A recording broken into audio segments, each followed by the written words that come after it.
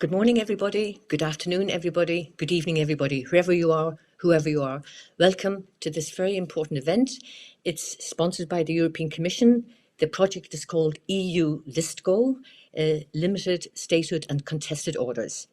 And this is our final public event. We've had a great run for 3 years. And this public event is rather topical, a very important title. How can the EU deal with disorder at its doorstep? And its doorstep, as you know, is the East and the South.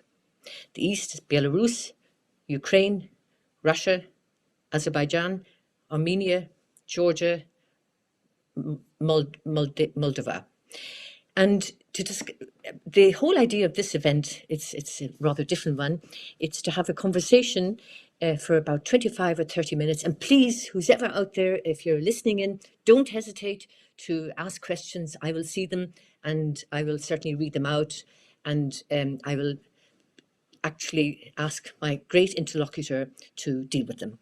And my interlocutor, I'm very pleased and honoured to have, is a very old colleague, if not a friend, that goes back many years, a veteran foreign minister, defence minister, leading Lithuanian politician. I think you all know him, Linas Linkevičius. Linas, welcome to the virtual show. It's great to have you. Thank you for joining us, Linas.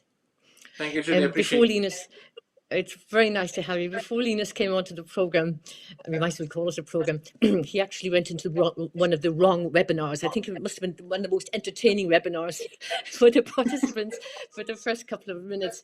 We're all inundated with webinars and whatever you want to call them, Zoomies or Zoom outs or whatever. In any case, this is going to be entertaining and important and informative. So without any more further ado, or whatever they say in this language, I think we should get straight to it. We have Linas here for 30 minutes of conversation. And I might as well just start off with you immediately, Linas. You're sitting there in Vilnius. Next door is Belarus. And you have been so vocal and so important in trying to rally a public awareness and especially support from the EU about what is happening in Belarus. We're talking about statehood, we're talking about borders, we're talking about contested orders, which is about our project, but we're talking about people, a peaceful effort to change to democracy. How do you see the developments now unraveling or happening in Belarus? It's quite disturbing, because the situation is still quite tense, despite the fact that less maybe riots on the streets, less events which were at the beginning after the elections, immediately when we saw that. So it's a bit different, but doesn't mean that tensions are low, because people are protesting every day, every night, expressing their will to be free, despite of everything. And by the way, let's not forget that this brutality which took place immediately after the elections was unbelievable. It was unbelievable, because if even small part of these events, and we received these accounts, it's true, it's already too much. It's already too much. It cannot be imagined in European state, although this is not European Union state, but it's European state. These people are Europeans. They deserve to be treated in a different way. At least they deserve to be listened. And what is a bit surprising for the beginning, because we all considered this part of this country like an island of stability, ironically, because nothing changed for many years, 26 years in power of Lukashenko. And it looks like people are not everybody happy, but not so many protesting. We even were saying that there's no opposition, organized opposition, rather maybe dissidents, which trying to protest from time to time, and that's it, and that's it, and nothing will happen. And suddenly something happened, and this something was a bit surprising on one hand. On the other hand, admiring this. People simply, this threshold maybe was probably already low enough for them to overcome and try to speak, trying to stand up. And these several hundred thousands on the streets was unbelievable. And by the way, they were put into custody with cruelty, brutality, tortured, raped, beaten, without any reason, by the way, because in the very beginning, if you remember, they were really so peaceful that if you recall some pictures they were, before standing on the bench, they were taking off shoes. So there were pictures. So it was really with the flowers, white dresses, you know, women especially who were very active. And why I'm saying this? Because it was really extremely peaceful, nothing else. And this riot police was sent against them with this sound grenades, tear gas, and whatever. And this brutality was unbelievable. So now, as I said, it's less. And by the way, it was predictable because, you know, winter is coming, time is colder. Those people which were put into the custody, many of them, many thousands. Now, by the way, they are counting almost 200 political prisoners again. I'm talking political prisoners, not somebody who accused for some, so to say, disorder or whatever. And this is, as I said, continues to happen. And in short, I would like to say that outgoing president, I'm saying outgoing because he's former president, whatever we will say, we cannot recognize these elections because they were not fair, they are not democratic by far. And only new elections can be exit from the stalemate situation, political and moral, I would say, stalemate, which is in this country. And here, how describe the situation, this kind of stalemate from the side of outgoing leadership, because they are simply trying to save time. They try to impose new normal to all of us, and that's our test also, not to receive this. Linas, can I ask you, before we get into Lithuania's special relationship with Belarus, and you had a very special historical one, and now you have a special one in trying to provide so much help in all sorts of ways, can we look at the EU's policy? And we have seen the EU in Ukraine. We've seen how they were bystanders in the Nagorno-Karabakh issue. We don't seem to have a clear strategy towards Belarus. What should the EU be doing? A good question. You know, I'm not in a position to criticize EU much, but let me remind you a few historical points. War in South Caucasus in 2008, right? We remember all of that. We remember also reaction of international community, statements of EU, of NATO, of OSCE, of everyone, very clear and really quite strong demands from Russia, what Russia must do in order to get back to normal business. And there were expectations, demands, and also requirements, whatever. Nothing happened, and in a couple of months we got back to business as usual. Then many of us commented at that time that, look, it's wrong. You know, we shouldn't do that, because if we set some targets, so to say, if we really set some conditions, demands, we must keep it. You know, it's not good to retreat, because that would be very bad lesson and also encouragement to continue. I have to say, nobody listened to us at that time, and they said, you're too radical, you know, you're not realistic. Yeah. We have to be pragmatic. We should look into this situation again practically. And very soon we got back to business as usual, in short. So at that time, by the way, many of us, and including myself, I also said that, guys, we'll have another problem somewhere else. And I mentioned, by the way, at that time also Crimea, although not believing this is something will happen, but it was 2008. Now Crimea happened, right? 2014, annexation of this part of the world. Also coming back to South Caucasus, this borderization still continues, maybe with some pauses, but nevertheless challenging Georgia, and by the way, also testing our reaction. That's the point. So here, answer to your question. So we did something wrong. We cannot be blamed, or you cannot be blamed for what happened, but we also should assume some responsibility, because we are not reacting sufficiently. Let's look at this issue of, I mean, before you talk about responsibility, this refers back to the member states, the position of the member states. Do you think still, after 30 years since the collapse of the Soviet Union, do you think we look at Belarus and our eastern neighbours through the prism of Russia? And this is one of the points that puts a brake on most of the EU member states acting strategically and cohesively when it comes to their immediate neighbours, who are independent, by the way. Unavoidably, we should look to this through this prism, because unfortunately, again, role of Russia, we all know this role, you know. And again, unfortunately, Russia potentially could be really very helpful in crisis management, because potentially it has influence and many other means. But instead of that, they are creating conflicts, frozen conflicts, active conflicts, and through these conflicts trying to lead the situation, manage basically. And this is why we should look through this prism in the situation in Belarus as well, because the Belarus and Russia, they have a union of two states. They have an agreement which being implemented for 20 years. By the way, let me remind, one can say too long, and it was not always very successful. There's always pressure from Russia. But after what happened now, it's even more pressure, and I believe they will really use all time to use this for accomplishing all this digesting of this country, which formally still independent, but well, de jure it's still independent, but de facto less and less. Linas, what is Russia's agenda when it comes to its Western neighbours? It's not, well, we can deal with the EU element as well, but its immediate Western neighbours. What is the Kremlin's agenda? You mean which neighbours, Western neighbours? Belarus, Ukraine, for instance. Yeah, first of all, Russia still cannot get rid of this zero-sum game thinking, philosophy, zero-sum. They cannot understand that could be win-win approach, first of all.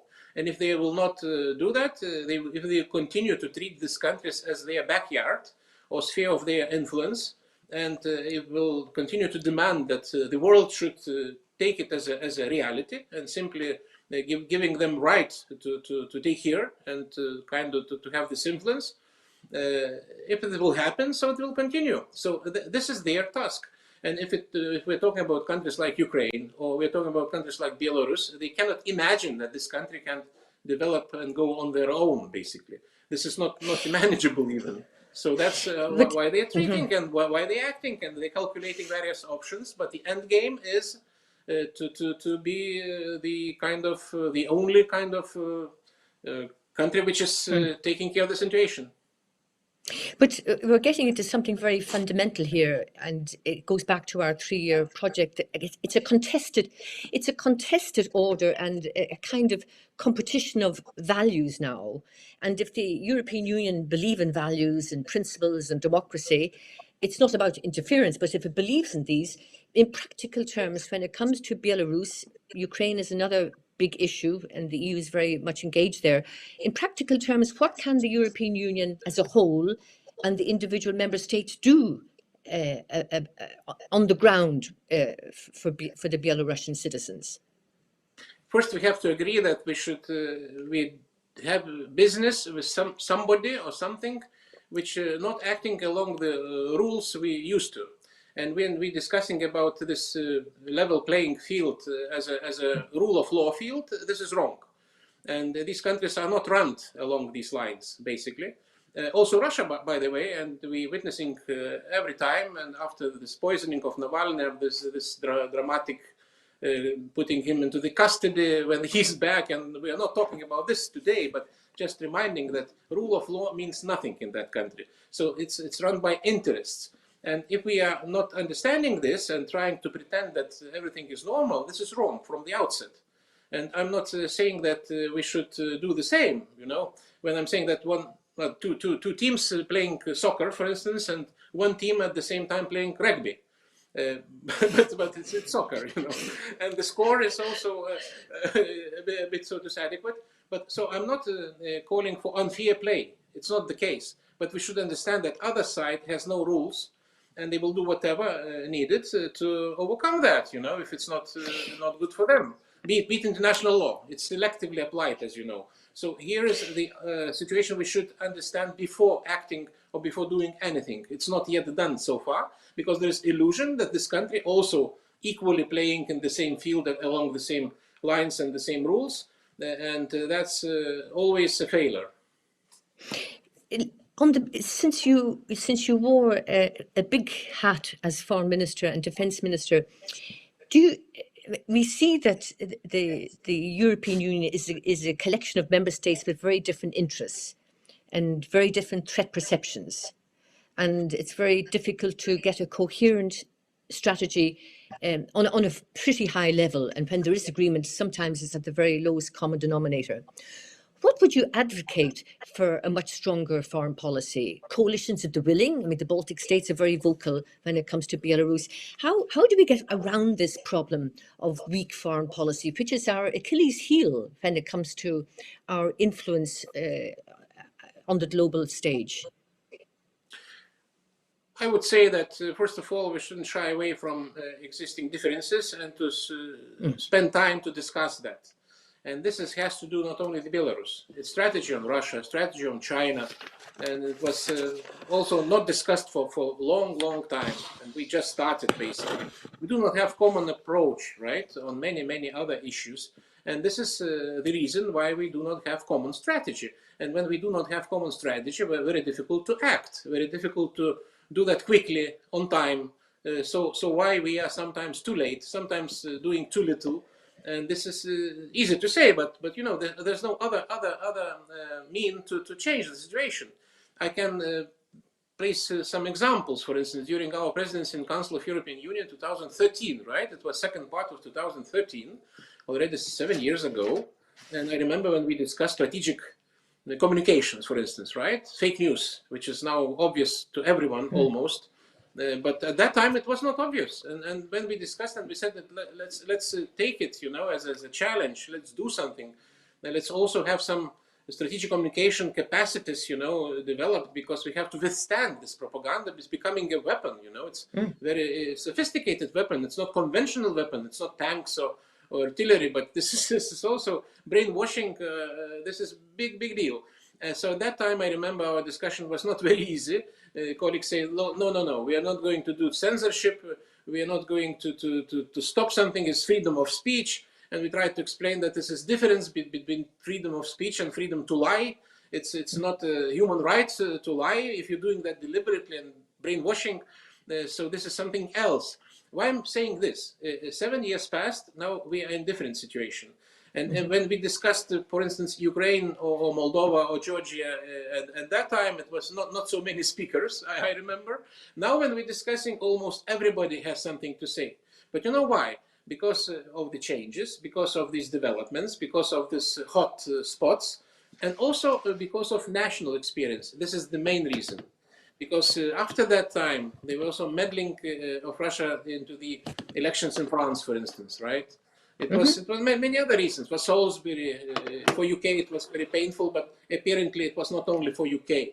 I remember when we discussed you know, these poisonings, it was not the first case. Everybody then recalled Litvinenko. They said, why we didn't react at that time? Salisbury, and now Navalny, and now everybody on board, even Germany, where Germany was not part of that at all. It was not happened in the German territory, as we know, but he was treated in Berlin. But nevertheless, everybody understood something happening. But it took so long. So these examples, I'm saying, not much time to tell more, but my point is that it takes time, and through this national experience, when we have something nationally experienced, or in the Netherlands, MH17, by the way, also good example. Yeah. Before, let's compare. Before MH17 and after MH17, completely different. And people realize that what is happening in Ukraine, because of downing of this plane, because of this terrorist activity, actually, it's not fear science fiction. It's happening in our continent. So when we were telling something before that, it was one way, but now it's a bit different. So I believe we are getting to that point. We are more capable. We are capable to win this propaganda war, but not winning for different reasons so far. So that would be my explanation why. And recipe is, as I said, to spend no time to discuss these issues, not to shy away, to spend more time for informal meetings, to exchange our views, and try to build common strategy. Otherwise, we will always be late. And this Belarusian thing is not the last one. Could be more. Could be Transnistria, if you want me to mention, which is now frozen more or less, right? God knows what will happen in Ukraine after Donbass campaign. It's not yet over so far, and not so easy situation in Ukraine itself because of reforms and not doing these reforms and whatever. So this is not so easy. And we should realize that European Union or Europe, your European values, is not the only center of gravity in the world. And where we are applying this fair play, there are other centers of gravity, which trying to use this time and fill this vacuum with their own means to kind of manipulate and really to overcome. So here is the situation. Belarus is just one of the examples. Linas, we had an optimistic day yesterday when a new president was inaugurated in the United States. I mean, finally a bit of sunshine. It looked cold in Washington, but at least there was it gives a bit of a perspective. I mean, I'm just thinking, is this a chance now for the United States and the Europeans to work together, both in the eastern neighbourhood and the southern neighbourhood? The questions I will also ask later in the programme with two other interlocutors. But is this a chance for both sides working together finally now on our eastern neighbours? Answer is yes. It's a chance and it's opportunity. And we missed the US in this field of multilateralism, basically, on whatever aspect, be it climate change, be it pandemics, be it, I don't know, security or NATO and EU relations or whatever. That's true. Also, but at the same time, we shouldn't take it for granted, you know. We shouldn't take it as because we really all experienced and watched this inauguration yesterday with own feelings. And prevailing was relief and hope, if you agree with me. Relief and hope that finally the US is back and back to normal, and now we will be able to act accordingly. And that's nice. But we really should respect each other. We also should listen to each other. We should also do care about priorities of each other, which is not always happening. And before launching any initiatives on both sides of the ocean, we should do that very carefully in order not to split us, but just to unite. And this is our tasks. And it has to do not only with conflicts you're talking, but overall, I would say, at large. And that's the case. But in short, answer to your question is yes, this is a chance, opportunity, and we must use this opportunity. Do you think, with the new president now in the White House, that actually there might be a sentiment in Europe, oh, we can go back to the old times, we can become complacent again? Because the Trump administration did actually push some member states to think about strategic autonomy, or we really have to get our act together on security defence, or we have to take much more responsibility with our neighbours. Do you think the Biden administration could either have the opposite effect, or the Biden administration could reach out to Europeans and say, hey, listen, I need your help on these neighbourhoods. They're your back gardens. So come up with the ideas. I'll do what I can to help. But sometimes I fear that the Europeans might think, oh, everything is back to normal again, which I don't believe that. This is a big responsibility now for Europe to make sure that we have this new beginning in America and that it can take root. No, sure, it's getting back to normal, but again, there are peculiarities now. Always there are, as President Biden told himself, that this is not another Obama kind of term, right? This is something different. And by the way, experience also, we experience a lot. And let's remember, during Obama time, it was this reset exercise. You remember as well, reset with Russia. And some of us, and including myself, I also criticized because this IT terminology is very smart and interesting, but I said at that time that, you know, it's not only reset button, but also temptation for Russia to push delete button and to delete everything what was done wrong, occupations, annexations, you know, violations, and to start from the scratch, which is always very nice. What Russians always trying to do, by the way, they're creating problems. They are trying to push to the line where they can do that, and then say, let's be friends. Something was wrong, but let's be friends, let's continue. That's exactly their tactics, and this testing tactics continues. So that was wrong from the beginning. I hope that the Biden team learned this lesson, and they will not repeat. One more reason, they also, in this confrontation with Trump rhetorics on Russia, they also learned a lot. And when we now, many these politologists trying to count how many times Trump criticized Putin, and somebody says that 0, somebody remember 1 or 2 occasions during all term, but this is true. You know, when we're looking into the situation, he always was questioning whether Russia doing something wrong, or Putin, in his eyes, was really perfect leader.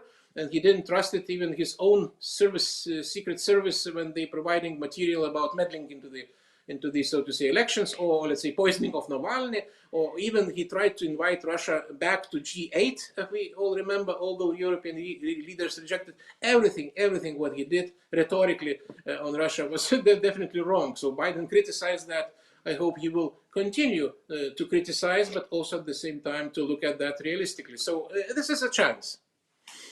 Well, Linas, I mean, there are enough EU leaders who actually never criticize Russia in any case, and I won't name them. I don't want to be too undiplomatic, but we know who they are, and some in the EU institutions as well. So, and there's enough problems here in Germany with they call them in German Russisch Versteher. It's very hard to Russian sympathizers, more or less. But anyway, just to wrap up on Belarus and Russia, strategy is not one of the EU's greatest fortes. But if you did have a strategy towards Belarus and Russia, what would it look like? No, first of all, we should understand that we should use all means available, which we are not doing so far. So far, we are using just only sanctions. And by the way, using the sanctions also in a very limited way. With Russia, we have some 150 on the list, which is not a big deal. And by the way, at the beginning, I remember on the list where people with nothing to do with decision-making process. It was more symbolic. And when somebody says that sanctions not working, I'm always saying that, okay, let's enlarge, let's so to say add sanctions. Very simple. On the other hand, let's make the real. As Bill Browder now wrote about all these, you remember, and he's quite right. Let's put all these oligarchs, families, those who are sending children to the high schools in Europe, who are keeping money and real estate and everything. Let's sanction them. Then they will feel vulnerable, and maybe they will change something at home, because now they immune, they feeling kind of, so to say, really quite freely, and this is wrong. So really we have to do that on the double. Also, it should be more isolation, not in the way to cut relations, but definitely we have to continue. These channels of communications must be preserved, definitely.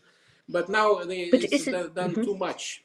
When people and leaders, I don't like when they are going to Kremlin, if not allowed to Kremlin, queuing to visit Putin in Sochi, if allowed, and then they are selling back home this as a center of gravity, basically. They're saying, look, if something goes wrong, everybody coming to us and asking us to assist, because we will do that. We need nobody, we need nothing, we are quite on our own, they say, and they are asking us. So why we should always demand doors, why we should always defend ourselves, why cannot come up with a positive narrative and create something ourselves, why we should not use our economic potential to influence the situation. It's not done sufficiently. If you agree with me, we are not acting in any conflict, basically, as managers.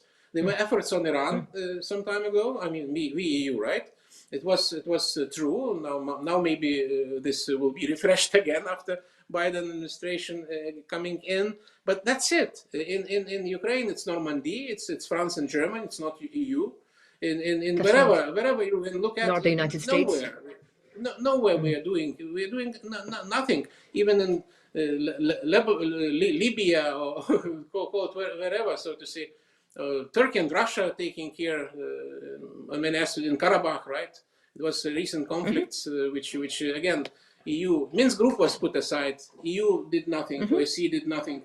Russia and Turkey, they arranged all that situation according to their own interests, and that explains the situation. So potentially, as economically, potentially, we really can be very capable and active and efficient player in the world.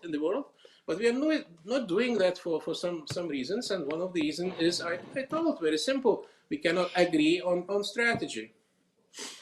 Linas, we have this is live. We have a very interesting question here. If I can read it out to you. Just wait till I move my screen. A question from Catherine Woolard. The threat/approach of Russia is widely understood. No illusions remain. But the question remains, what exactly should the EU do on conflicts in the eastern neighbourhood? How should strategy change? I did ask you this, but clearly there's an appetite for but I'm a more trying to concrete answer. understand. I'm Thank you. trying to tell that we should use more leverages which are on our possession. Not only sanctions, which should be bigger, larger, and more efficient, but also other means, isolation of those guys who are in power and feel that they are not so to say immune from any threats. This is the point.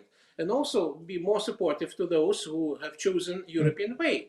What we are not doing, be it NATO or European Union. You know that in EU perspective, it was so difficult to put on the paper wording in our official documents about European perspective for Ukraine, for Moldova, to Georgia. You remember, it was not possible even to be perspective, not membership, for whatever reasons. This is strange. Well, or NATO, I would absolutely. remind you. Or in NATO, for instance, this membership action plan question, if you remember. This is also, this is not membership by far, right? It's just a bureaucratic mechanism, membership action plan, but we cannot put that for whatever reason on the paper, which could be perceived by these countries, especially Georgia, as a positive. But why we are not doing that? So this also kind of signal to others, guys, you can act. We are really slow enough, and we are definitely not going to overcome this. And so this is the answer to the question. So that's concrete recommendation. Let's be more proactive. Let's be more pro-supportive to those who made this choice, and that would be our task. Who else will do if not us? But it's as if some of these countries, damned if they do and damned if they don't. And I remember the NATO Bucharest summit, where it was very controversial about even giving the membership action plan to Ukraine and Georgia. And Georgia, last time I looked, has fulfilled most of the requirements. And still, we know why. Can I just jump in briefly on this Bucharest, because it's very important. Yes. I took part myself. I remember we discussed it. It was a very big clash. We said, let's give map to Georgia and Ukraine. And said, no, we cannot do that. It will be provocative for Russia. It will be provocative. And said, no, we will be provocative if we will not do that. And by the way, after that, the war in South Caucasus started, if you remember, in August, right? And we said, in 2008, so we were, and I remember I said, we were right. You see, war started because we didn't do that, what we ought to do. No, our colleagues said, it would be worse. So we were right not to do that. So this is different perception totally. And I believe this is also conceptually, when we're saying that let's not do something, it's provocative. Let's not say something, it's provocative. I'm saying that if we are not doing something, what we have to do, this is provocative. And this is completely different and not shared by others, but I'm not in a position to say that they are the only right. Maybe I'm wrong, but that's my position. Linas, I have never known a 30 minutes to slip by so quickly. It only felt like 10 minutes. Stay there. I'm going to welcome two new participants, two new guests, old friends and colleagues. One of them is Tanya Bartel, who is the chapeau, who chaperoned this 3-year project through. Tanya is at the Free University in Berlin, and she's a tireless organizer and fundraiser and academic and supporter of all things European. And we have from the Italian Institute of International Affairs, Riccardo Alcaro. I think they'll be coming along at the moment. Some buttons have to be pressed. Ah, yes, there they are. Amazing, this webinar. You're in the right place, don't worry. They didn't send you somewhere else. Welcome, Tanya. Welcome, Riccardo. Linas, thank you for talking us. Please stay with us. Thank you very much for talking us through Belarus and all the problems besetting Europe. Tanya, Riccardo, I'm sure you listened into what Linas was saying. Tanya, we're stuck here. We're stuck in our rooms. We're here dealing with contestations, essentially, which Linas was talking about. It's Russia, it's Belarus, it's contested orders. Where can Europe? How can Europe deal with these contestations in practical terms? I think I agree with a lot what Linas has said. I think the EU there's no shortage on strategies. There is no shortage on frameworks and instruments. It's all there. As it would even require the EU to directly interfere. We could constrain Russia. We don't do anything of this. That is the problem. So we are not practicing what we're preaching. And that is an increasing problem also for the credibility and legitimacy of the EU. And I think Linas is absolutely right. The problems are the member states. They are not willing to upgrade the common interest to the extent that they have been willing and able to do when it comes to internal matters, including distributive issues. Just think about of next generation Europe, right? I mean, and also Brexit. It still puzzles me why the member states have such a hard time, coming up with a joint position on anything related to the neighborhood. And we can just go through. I won't in the interest of time, but I think we all agree that the EU is not pursuing a united approach to the neighborhood. It's not using the policies and instruments and the frameworks it has. So last point, I think Linas is right. We have a chance now with the new Biden administration coming in to push the reset button, not primarily with regard to our relationship with the US, but with regard to our own ambitions. And because we shouldn't kid ourselves, there is no return to the old normal, right? Biden will not completely reverse course. This kind of selective, almost eclectic interventionism the US has practiced for years, long before Trump, will not disappear. So we need to come to a sort of functional division of labor with the US, in which we decide we want to be able, and I'm sure Riccardo has something to say about it, have the strategic autonomy to pursue our own interests and, not be pressured into something, and start acting on what we're preaching. But Tanya, you and I agree on this. Riccardo, what's wrong with us? I mean, even in your government, a former Prime Minister Renzi pulled the plug. He was defeated in the end, even though Italy had really got a good recovery fund planned together. I mean, what's wrong with the member states? Don't they see the threats by now, that they should have a common threat perception and act together for the collective interests of the EU?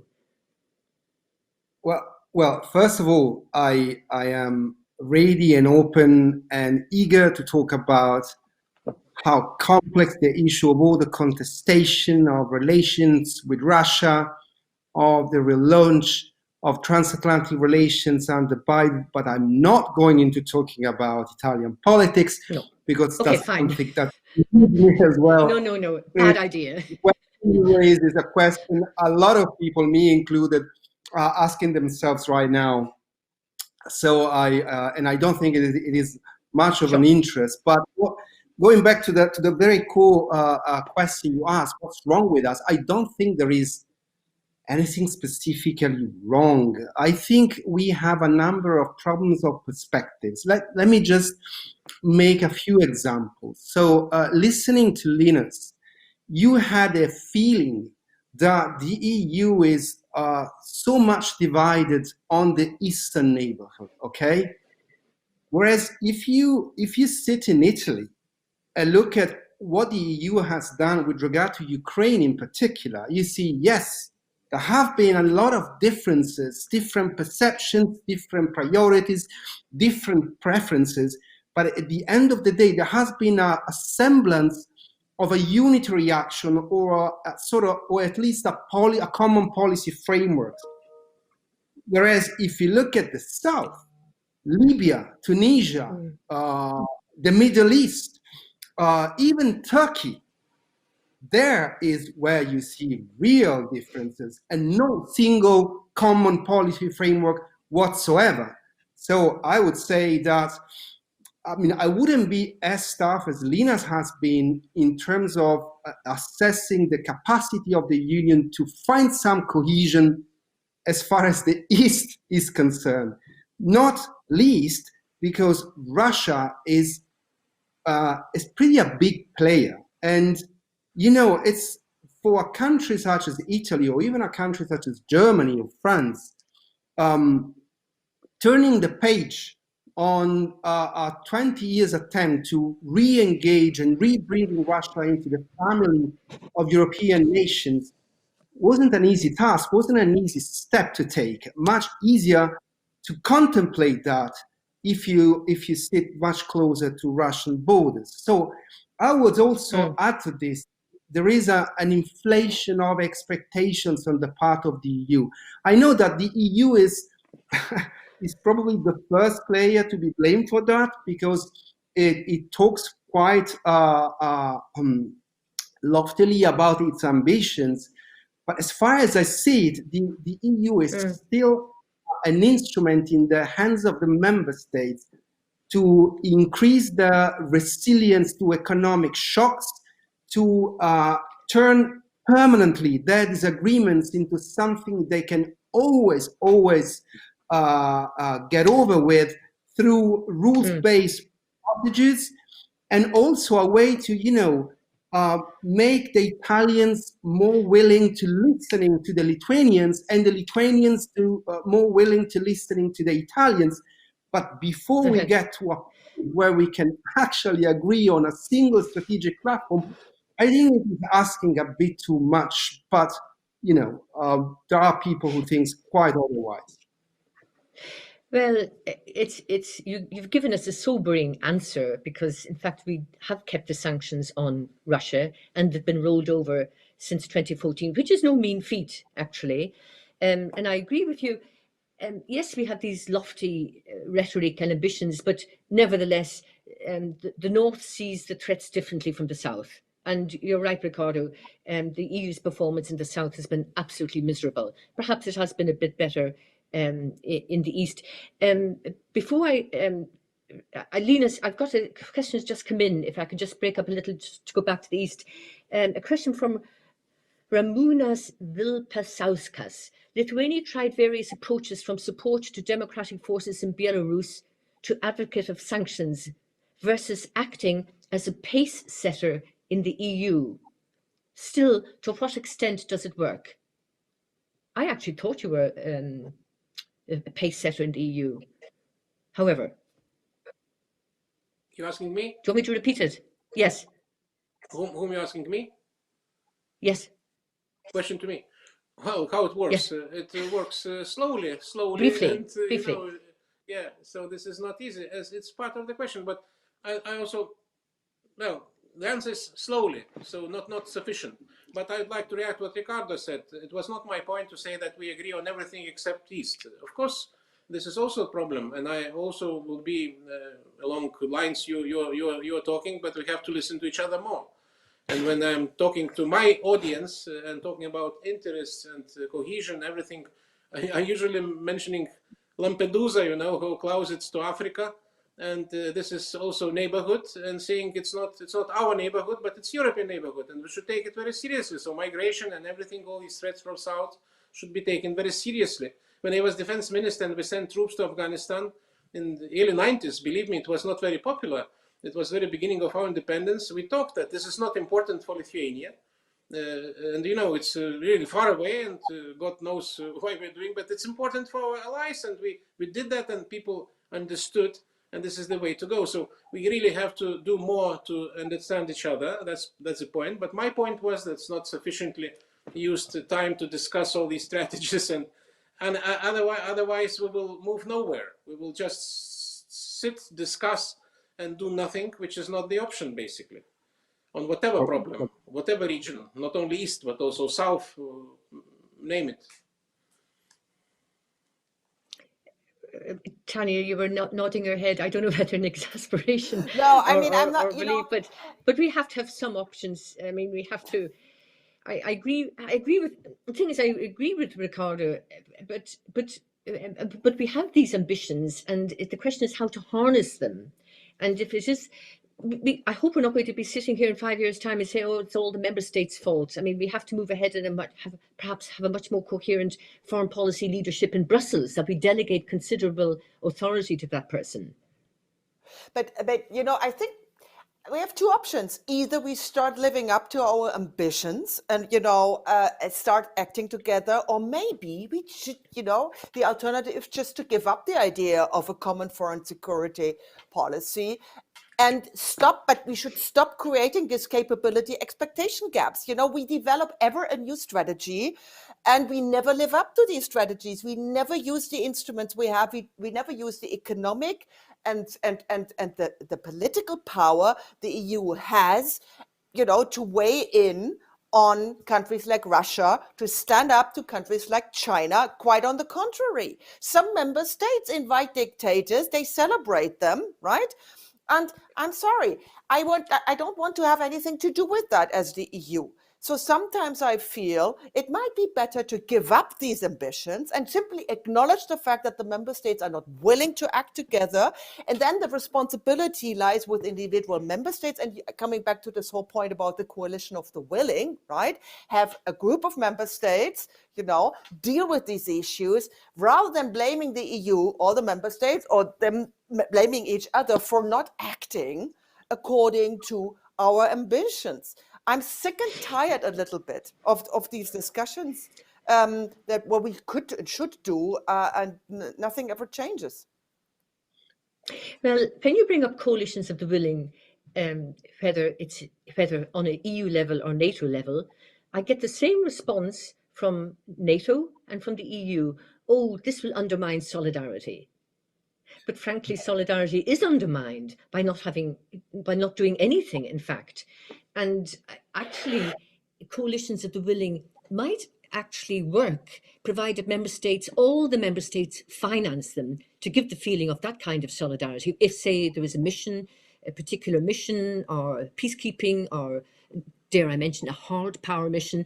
But I think the solidarity could be maintained if not having costs lie where they fall, but have a collective fund to finance these missions, and but delegate it to those countries that want to do it. If you go and coerce countries, very little will get done, and there will be a negative reaction to it. That's my thinking at the moment. And I mean, Italy would be in a special position with Libya. France is in a special position with Sahel. Lithuania is in a special position in the Baltic area with Belarus. I was just wondering, is this an option actually? Is this a way around? Is this one way to have a functioning EU common and foreign and security policy? Judy, if I may step in on this question, because that's something I have been dealing in my research quite extensively. I don't call them coalitions of the willing, and I didn't focus on anything within NATO, but I did make a research on how restricted groups of member states of the EU can actually make EU foreign policy. And the answer is both positive, is a qualified yes. We have had some good examples, and Linas mentioned that beforehand. Iran is the main example here.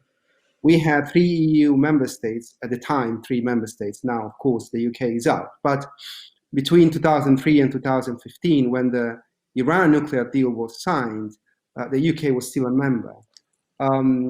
These 3 member states work together, both on an intergovernmental basis, but also in close cooperation with EU institutions, specifically the High Representative of Foreign Policy, and managed to facilitate the conditions for US-Iranian nuclear diplomacy, which indirectly served European interests in the endurance of the non-proliferation regime, the relative stability of the Gulf and the Middle East. Not that the Middle East is stable, but a nuclear crisis, an unchecked nuclear crisis with Iran could have made it even worse than it is today. And also an interest the Europeans had in playing a role in the politics of the Middle East and expanding their energy options and establishing a basis for interacting politically, critically, but still pragmatically with the Iranians. This was possible, not because there weren't disagreements within the EU. There were a lot of disagreements, but because the 3 member states managed to craft a policy course clearly placing it in an established normative discourse, which the other member states, both individually and specifically at the EU level, had already subscribed to. That implied a lot of ups and downs, strategic retreats, wooing, cajoling, and they also managed to bring in the United States, which they use both as a pressure on the other member states to make them more cohesive, but also use the unity of the other member states to resist US policies the Europeans were not fully in agreement with or were not in agreement with altogether. It was a very difficult process, hard to replicate, but that's the pattern. But here, and this is really for Linas, because I really think this is something we have to address when we talk about the Eastern Russia. And again, I use the Iran example here. Economic pressure was applied to Iran on a very extensive basis, on a multilateral basis, not only the EU, not only the US, but even the UN. And yet, that wasn't what did the trick to bring the Iranians to the negotiating table before 2013. What did the trick was the perception by the Iranians that they would get something in return. And you saw this dynamic under Trump when the economic pressure on Iran was even heavier, and the Iranians have actually done the opposite of what the economic pressure on Iran was supposed to coerce them to do. So when it comes to Russia, economic pressure has serious limits. I don't see economic pressure capable of impacting Russia's behavior unless we offer something in return. And I don't think there is anything we can offer Putin in return. So damage limitation might not be the best option here, but perhaps is the only. It's a sensible one given the circumstances. Sorry for No. This is actually quite important, because you're spelling out how real diplomacy should function. You know, carrots and sticks. It's not a zero-sum game. But of course, some governments are planning for the day after whatever happens to Putin. But we're dealing with Russia now, and since you touched on Russia there, Riccardo, Linas or Tanya, I mean, I want to go back to this problem. We can bring in Egypt as well. What should our policy be towards Russia? And Riccardo, since you do the South, what policy should we have towards President Sisi in Egypt, for heaven's sake? The kind of trampling on human rights, and then you got the red carpet treatment when he visited France several weeks ago. Linas, can I ask, what do we have diplomacy at our disposal for Russia? Well, we should set clear rules for ourselves and comply to these rules. And there should be any caveats or exceptions, because Russia they like exceptions always, special treatment, special approach, and this is the case. And I believe there's no reasons to do that, basically. And even now, they're always testing how far they can go, how deep they can do, and they're looking for the reaction. If no reaction, they are going farther, fixing new points. It's really interesting strategy. And it's nothing to do with common thinking, basically. If somebody thinks that they are retreating, or in Russian, for instance, if we are, this commonly known factor, if we are doing something nice, it's taken not as a politesse, but as a weakness. It's again, from Russia, it's very, very clear. So I'm not asking to be aggressive, by far, of course not, but clear and tough. Only clear, tough arguments can work. They will be respected. It will be weak, it will be retreat, flexible, that will be wrong. It will be another mistake, and they will really make a damage. Unfortunately, this leadership, current leadership in Russia, they will not understand different language. Unfortunately, this is true. Maybe something will change. Maybe something will be different. And now this big movement and civic movement in Russia. For me, it's very interesting what will happen on Saturday after Navalny's movie, which watched by 45 million, I believe, right, about this Putin's palace. So it's big noise now and everywhere. Kremlin pretending nothing happened, but they cannot pretend it's happening, and they're afraid of the people on the streets. They're afraid of this massive movement. So why I'm saying this, nobody can change anything in Russia except themselves. We cannot do from outside. The Russians can do that. But for us, it's also one more point, if I may say, adding to this leverages of pressure, sanctions, isolation. We have 5 points in EU. We agreed 5 points in relations with Russia, right? Against selective engagement, sanctions, and one of the points saying about contacts with civic society, which is not used at all, in my view, not regularly at least. We in Lithuania are having this Russian forums. Judy, maybe you know, Russian forums in Vilnius, and they were all organized already a number of years. And they're people not from government, but from journalists, opposition politologists, coming from over the world, basically. Those who still able, they are coming from Russia, but few and few. Many of them in Switzerland, in US, in whatever. And they're coming to Vilnius, and we're talking in Russian, by the way, about future of Russia in democratic, free Europe. And this cannot be treated as Russophobic, if you agree with me. So when I'm accused as I'm Russophobic, I say why I could be Russophobic, because I speak Russian.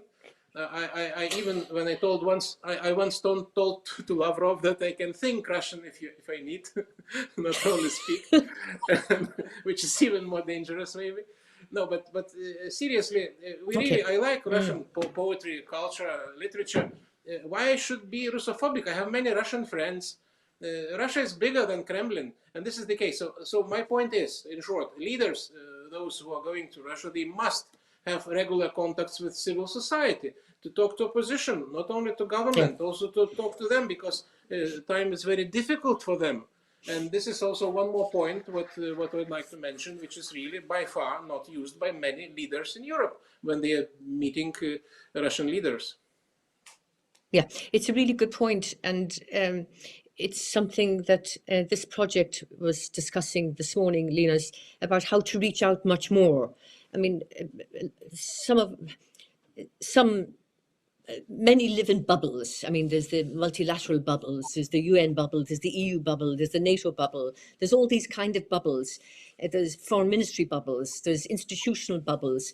But I was wondering, and I think of Egypt quite a lot, given what's happening there.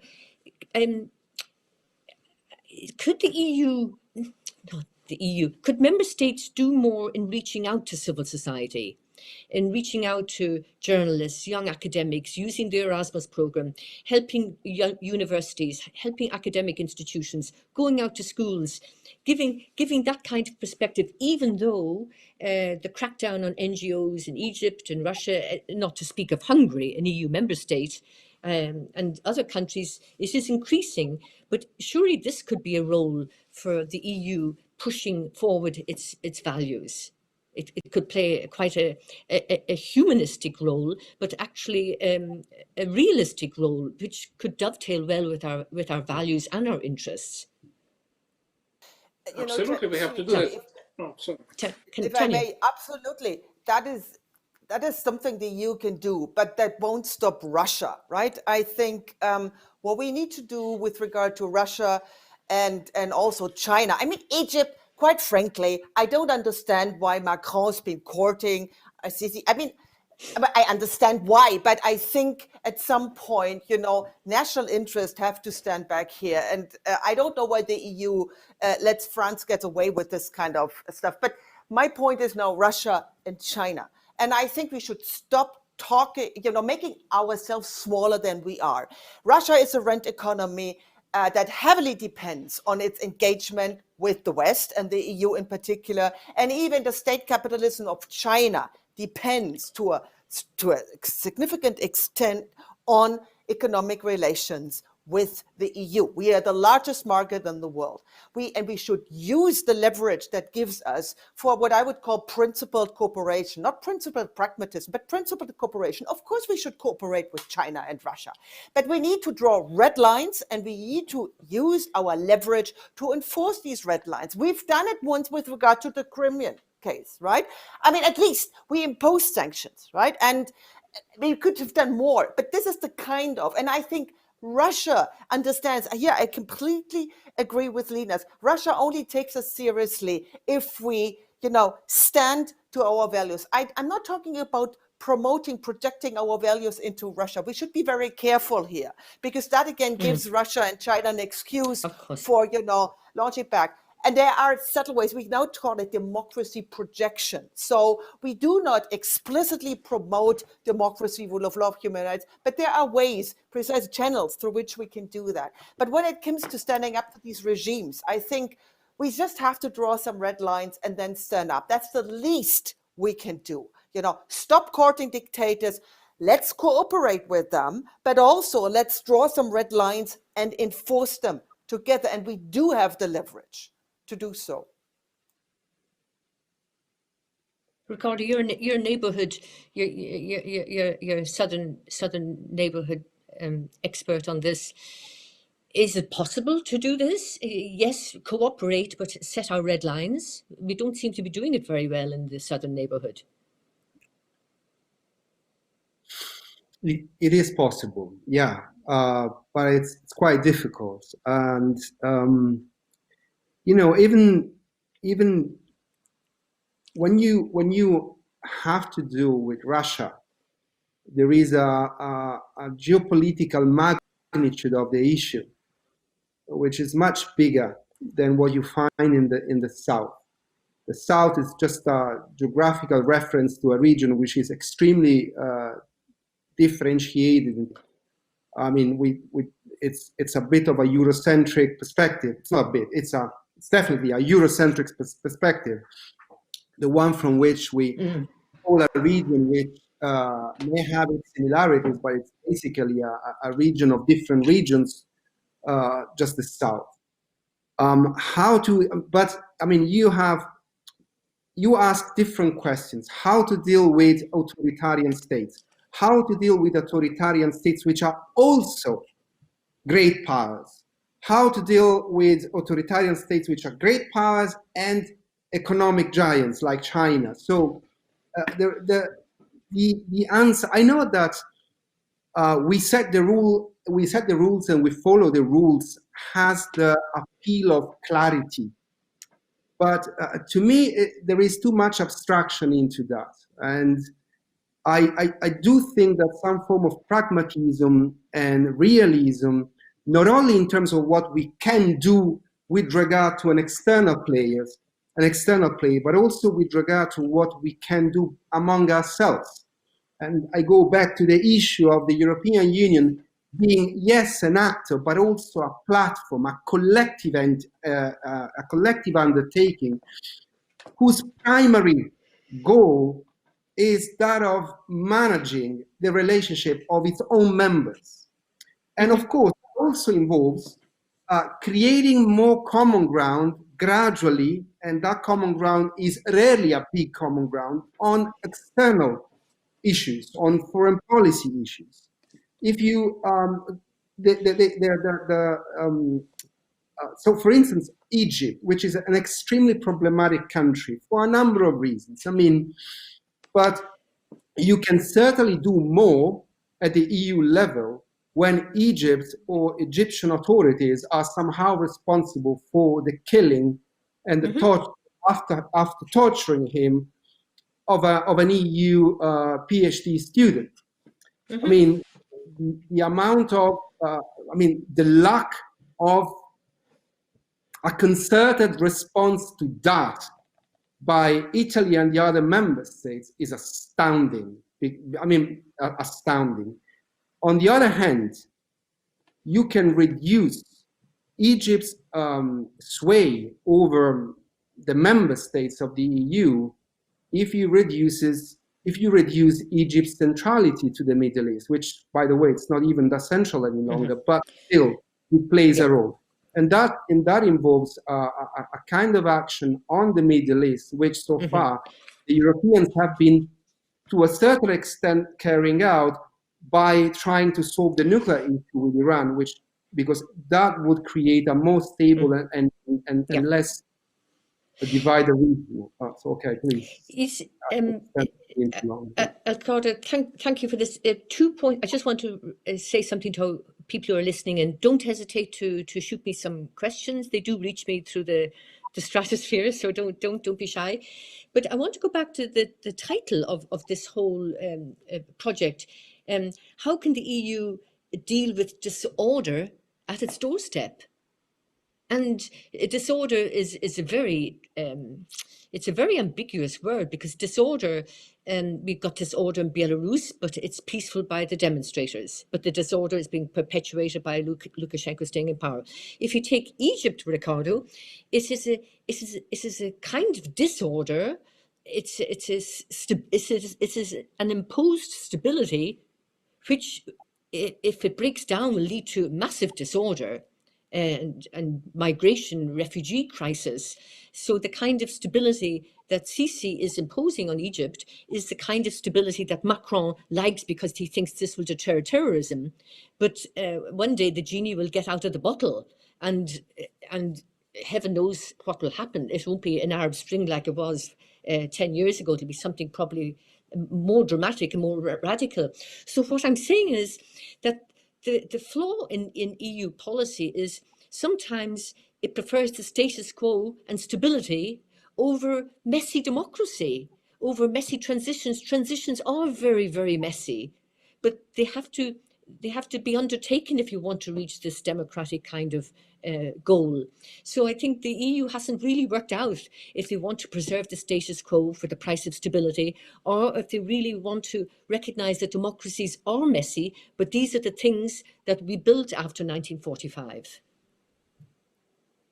You know what I'm getting at? Yeah, well, look, on Egypt, it's not just what the EU wants or what EU member states want. For instance, Tunisia is the kind of messy democracy you were referring to, and I do believe that EU member states are actually in favor of that situation rather than a return of some sort of Ben Ali-like autocratic regime. But Egypt is quite different, because Egypt is not isolated. I mean, the Sisi regime is bankrolled by the Arab Gulf states, and it has the support, ambiguous but still support, by the United States, because it performs, from the point of view of the United States, a key stabilizing function with regard to Israel. And once you have the Arab Gulf states, the Emirates and Saudi Arabia bankrolling the Sisi regime, there is very little influence you have on that regime. So in the end, you end up in the opposite end of the spectrum, where you for being pragmatic, you end up being cynical. Like,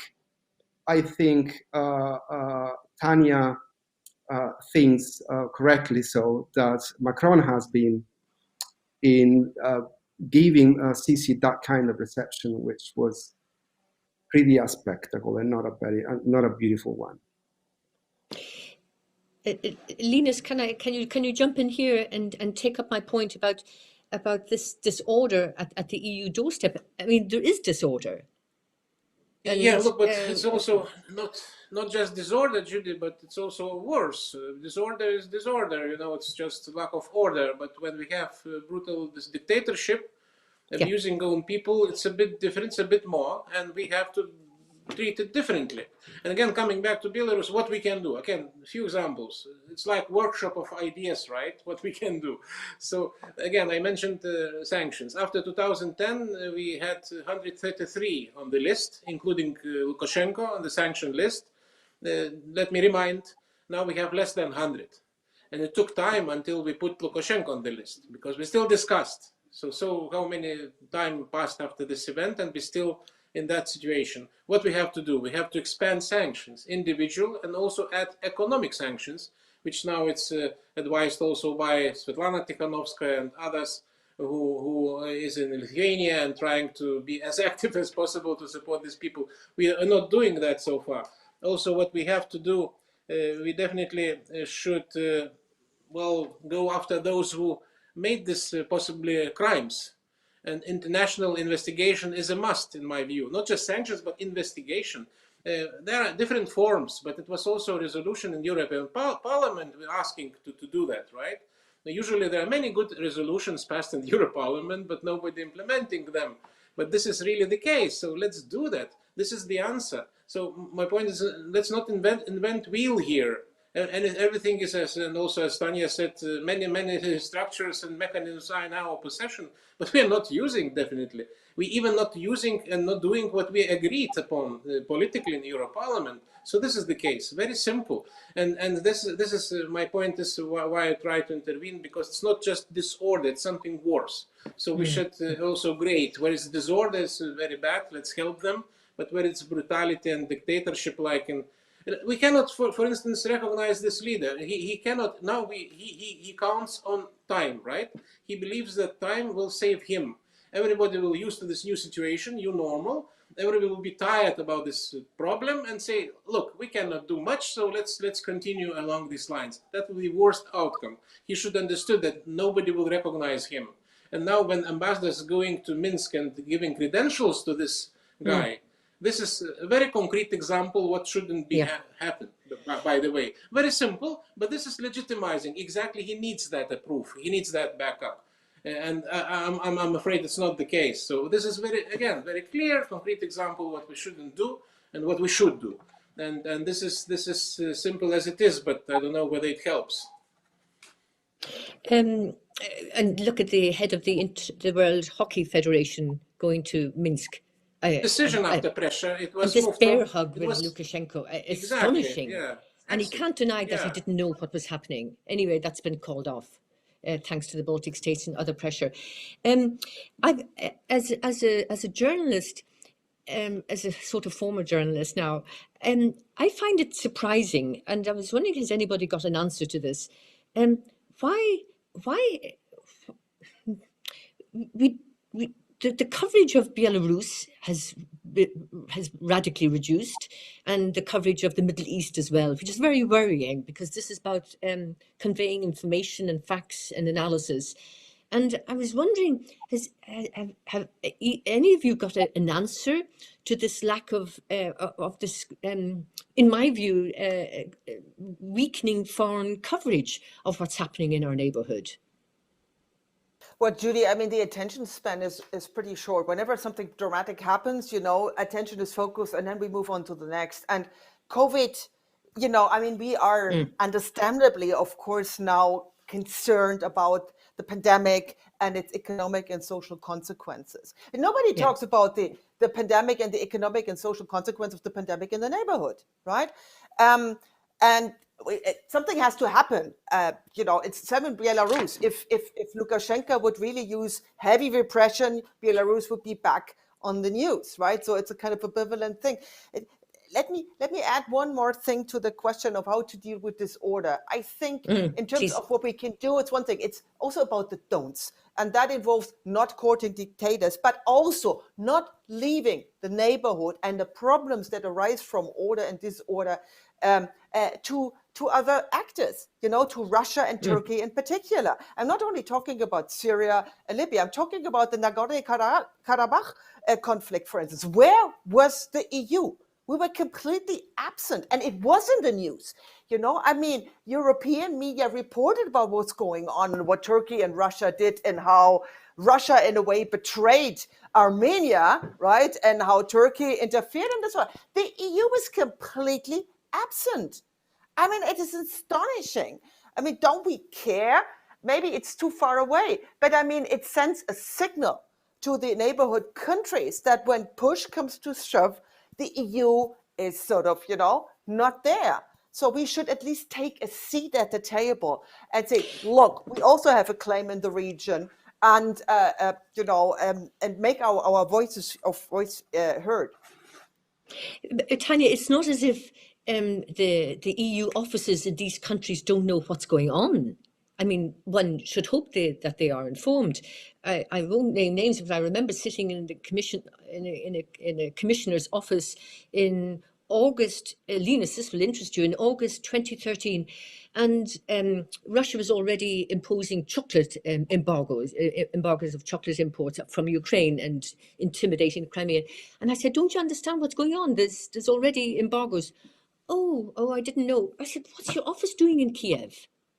So, I mean, frankly, it's whether I think he was telling the truth, but the point is, there's any amount of information out there, firstly, and it should be used. And secondly, this is about tipping points. You can anticipate sometimes crises. And it's about crisis management and being ready. It's about capabilities. It's about proacting instead of reacting. And it's astonishing that we still haven't been able to do this. Judy, if I may jump in, I want to be. Okay, after. I want to be the dissenting voice here, just to make the debate not as consensual, not too much consensual, Good. not too consensual. But in Nagorno-Karabakh, the way Turkey and Russia managed to be influential there is by using military force.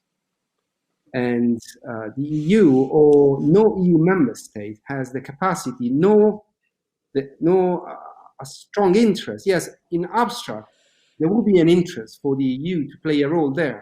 But once the situation has shifted from a diplomatic framework where the EU, through France, or at least an EU member state, could claim some say on the issue, to a situation in which Azerbaijan was carrying out a war against Armenia, and the only ones who could stop it were two countries which are geographically adjacent and have no qualm in using military force. So this is where I think the capability expectation gap really comes in. It's a bit too much of asking the EU to do something in Nagorno-Karabakh unless you are willing to advocate for some form of military action, which I don't know what that could be. I mean, the United States has refrained from doing that, not because Trump was president and Trump was utterly uninterested in the issue, but even with a different president, would not have acted militarily in a situation, in a crisis which was no longer a crisis but a war, in a place which, yes, there is always strategic interest, but was not so strategically central. I also contest the notion that the EU never does anything. I mean, I know that Linas considers that a weak response, but what I've seen on Ukraine against Russia, seen from Italy, is pretty big. In 2013, the idea of adopting sanctions against Russia, I'm not talking about sectorial sanctions, was inconceivable. Not least because there is a domestic constituency, for instance, in Italy, not very big, but a domestic economic constituency which relied entirely on export to Russia and which went awry because of the sanctions. So what the EU member states did on Russia, considering all the divisions, considering how far they all came from, I would say it's a pretty damn good thing in the real world. And again, isolating authoritarian leaders can work if that hasn't cost for you. What about Erdogan in Turkey? Should we isolate him? Because that's quite an issue.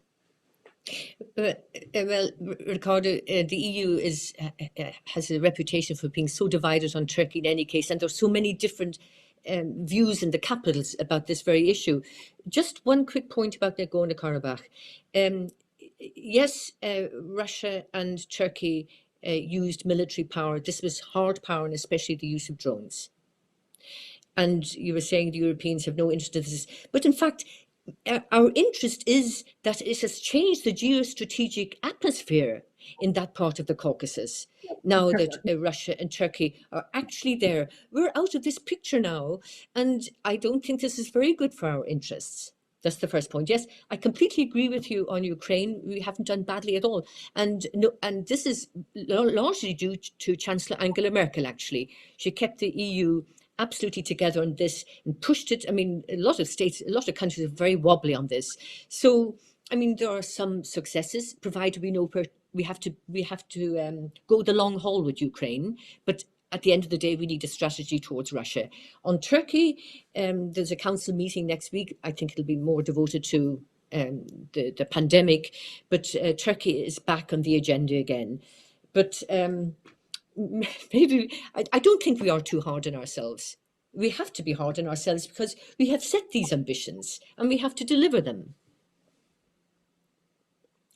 Well, basically, you're making the case for interventionist foreign policy. You basically say because we are now less influential in Nagorno-Karabakh, because Turkey and Russia, as a consequence, have become more influential, we should have done something before. No.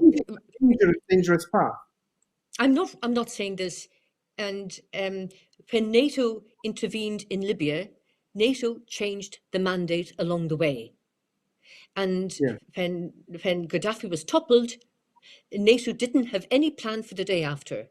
It's as if it learned nothing from Afghanistan or from Iraq. I'm not advocating hard power or intervention if it's not followed up with a strategic day after civilian state building element.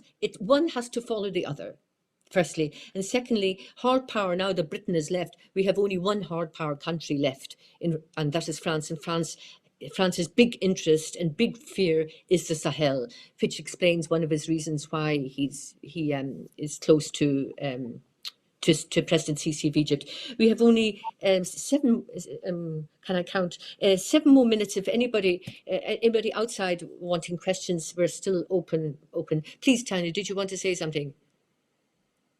Thomas just told me that he typed something into the chat. I just want to make clear that I wasn't advocating for EU's military intervention in the Nagorno-Karabakh conflict. I had hoped early on, if the EU had, actually at least called for some sort of diplomatic format in which both Turkey and Russia would have been part, there's no question. I don't know whether it would have made a difference, but simply not taking any stance, I thought was the wrong way to go. And one point on Turkey. Did you see Erdogan's recent speech about, the EU being, or Turkey being the ontological choice for Turkey, or the other way around? I really think Turkey is a perfect case in point, which has a very ambivalent relationship with the EU, but Turkey needs the EU. Erdogan needs the EU. And he is evermore, because the economic situation in Turkey is getting worse and worse and worse, right? Again, the EU has leverage. I'm not saying we should snap Erdogan, but we should use the leverage we have, right? And we have to deal with the southeastern Mediterranean. The Americans will not help us with that. That's what, coming back to my point about a kind of a division of labor with the US and the Biden administration. It's cooperation among democracies. It should be principled cooperation, but we should give up the idea that the US will take the leadership again and we can just trail behind. We need to pick our priorities, and the southern Mediterranean, and I would also argue, the entire neighborhood is one, and we need to show, right? Mm-hmm. And as you said, Judy, we have these ambitions and we should do something about them. Ambition is a very important word. Riccardo, we've got a question for you, and I think that I think it is actually quite important. To Riccardo, the EU didn't even try to use all the diplomatic means at hand, including being able to make military action by external really costly. Can I read this again? The EU didn't even try to use all the diplomatic means at hand, including being able to make military action by external really costly, not by military means, but economically and politically. The EU has way more leverage economically and politically than it itself assumes. It just doesn't want to use it. In other words, it doesn't want to use its political and economic leverage. If it's what Tanya was saying, what Linas was saying, and it wraps up the discussion. I guess the question was about Nagorno-Karabakh, and I don't think that the issue was big enough for the EU to apply economic sanctions against Turkey or Russia for a crisis in which they were both negotiating and dealing with the countries in the region, Armenia and Azerbaijan, the two countries involved in the actual war. Unless you want to make a moral stand in defense of Armenia, which is quite of a big statement to make. Economic pressure. I mean, we have had 4 years. We had 4 years. They ended yesterday, of a U.S. administration which has used economic pressure indiscriminately against allies and rivals. The amount of sanctions adopted against Iran is unprecedented, and yet the amount of those sanctions were aimed at changing Iran's nuclear regional behavior and taking steps to reduce the missile program. Nothing of the sort happened. Actually, the opposite. We applied a lot of economic sanctions on. We adopted economic sanctions against Russia for fomenting a war in Ukraine and annexing Crimea. Okay, that hasn't changed their behavior. So when you apply economic pressure, which is definitely a legitimate diplomatic option, if you want those sanctions to be punitive, you can just apply them and leave them there. But you have to be ready to suffer the cost. If you want them to be part of a diplomatic strategy, you have to be ready and capable of identifying something you can offer the target of your sanctions. With Iran, we did it with the nuclear deal. With Russia, I don't think there is anything you can actually offer Putin that Putin can see as satisfying. So I go back to the issue of, look, if we play the long game with all the differences we have, with all the things we could do better, but instead of focusing on that, we focus on the fact that finding consensus on sanctions against Russia was quite a big step for a number of your member states. Then I think we reduce that gap between ambitions and foreign policy action. Thanks for picking up that difficult question, Riccardo. Our time has come to an end. We haven't dealt with the issues. I mean, in the sense of resolving them. We have the ambition, the element of ambition, but we don't meet it. We have the sanctions, but they don't work. We have, imagine going to Lukashenko with an offer. I mean, it would be quite horrible given what he's doing to his people. We have different priorities in why we deal with authoritarian regimes. We have different interests among the member states. So we're left with all this unfinished business. It doesn't mean to say we're powerless. We have the leverage. At this point, I want to thank the great participants, Linas, Linkevičius. Thank you very much for giving us the time, and you attended the right webinar. Tanya Bartel, thank you very much for steering this 3-year project. Riccardo, thank you very much for this perspective from Italy, which is so important. And I've got to thank the European Commission for being steadfast friends and allies throughout these 3 years, and our great colleagues in Carnegie Europe and the 12 other institutes, and our great colleagues at the Free University. Everybody, thank you very much. And outsiders who's looking in, keep well and safe and healthy. Bye-bye and thank you. Bye-bye. Thank you. Bye-bye. Thanks a lot. Thank you, Judy. Bye-bye. Thank you. Bye, Linas. Bye-bye. Yeah.